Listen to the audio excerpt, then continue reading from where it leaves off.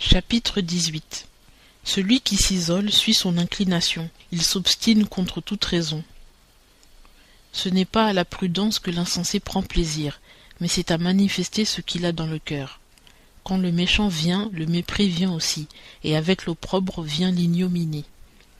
Les paroles de la bouche d'un homme sont des eaux profondes, et la source de la sagesse est un torrent qui jaillit. Il n'est pas bon d'avoir égard à la personne du méchant, pour faire tort au juste dans le jugement. Les lèvres de l'insensé amènent la querelle, et sa bouche appelle les coups.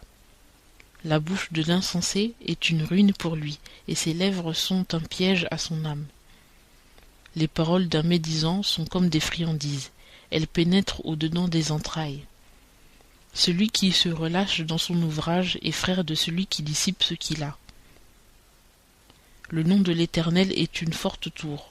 Le juste y court et il y est dans une haute retraite.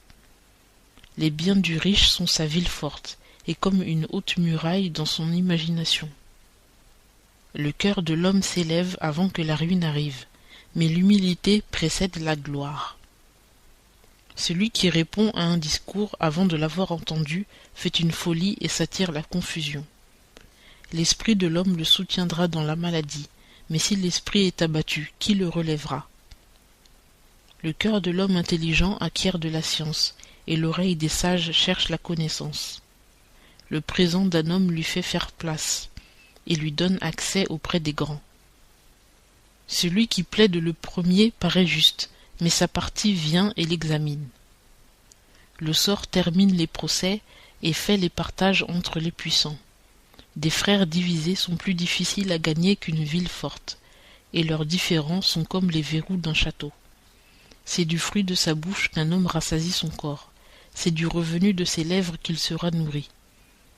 La mort et la vie sont au pouvoir de la langue, et celui qui en aime l'usage en mangera les fruits.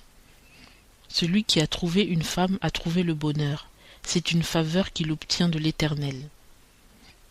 Le pauvre parle en suppliant, mais le riche répond avec dureté.